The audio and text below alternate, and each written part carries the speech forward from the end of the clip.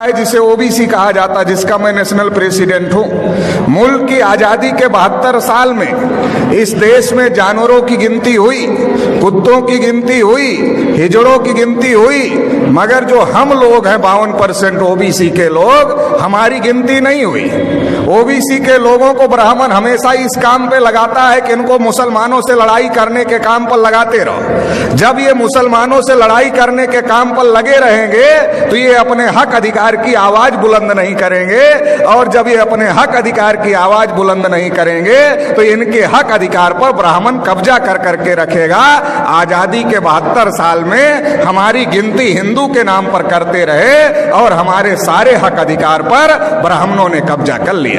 1992 में जब मंडल कमीशन का मामला खड़ा हुआ था, ओबीसी के लोग अपने हक अधिकार की लड़ाई लड़ रहे थे, तो ब्राह्मणों ने बाबरी मस्जिद का मामला खड़ा कर दिया, राम जन्मभूमि का मामला खड़ा कर दिया, और ओबीसी के लोगों को बाबरी मस्जिद के मामले में आगे कर दिया, राम जन्मभूमि के मामले में आगे कर दिया। बाबरी मस्जिद गिरा दी गई। और जो ओबीसी की नौकरियां थी, जो 12 करोड़ नौकरियां ओबीसी को मिलने वाली थी, वो ओबीसी को नहीं मिली, उस पर ब्राह्मणों का आज भी कब्जा है।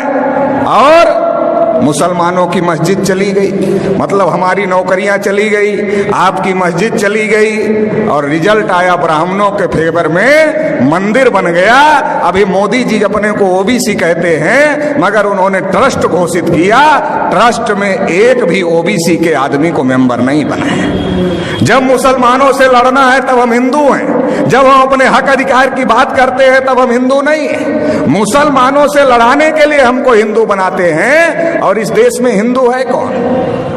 ओबीसी के लोगों को ब्राह्मणों ने हजारों साल से शूद्र बनाकर रखा, पढ़ने लिखने के अधिकार से, धन संपत्ति रखने के अधिकार से, बोलने सुनने के अधिकार से, सभी अधिकार से वंचित करके रखा।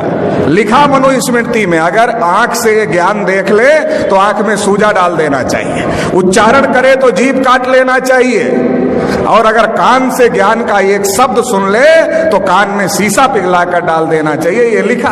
शेड्यूल कास्ट के लोगों को अछूत बना के रखा, आदिवासियों को जंगल में रहने के लिए मजबूर किया, तो देश में हिंदू है कौन? ब्राह्मणों ने हमारे ऊपर इतने जुल्म ढाए, हमें अछूत बनाया, हमें शूद्र बनाया, हमें जंगलों में रहने के लिए मजबूर किया, तो हमारा धर्म और ब्राह्मण का धर्म एक नहीं हो सकता।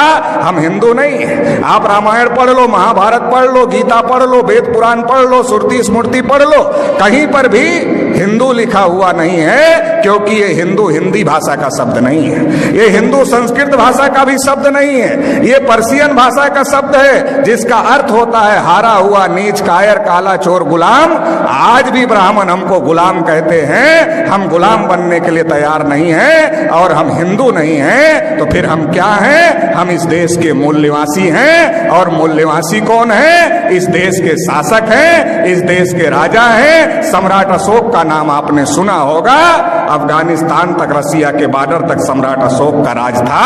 हम लोग उस वंश के लोग हैं। इस बात को हम लोगों को समझने की जरूरत है। भारत के मुसलमान कोई अरब ईरान से आए हुए लोग नहीं हैं, हमारे डीएनए के भाई हैं, हमारे खून के भाई हैं। जब ब्राह्मणों ने हमारे बुजुर्गों पर जुल्म किया तो हमारे बुजुर्गों ने इंसाफ के मजहब को पसंद किया और इस्लाम को स्वीकार किया।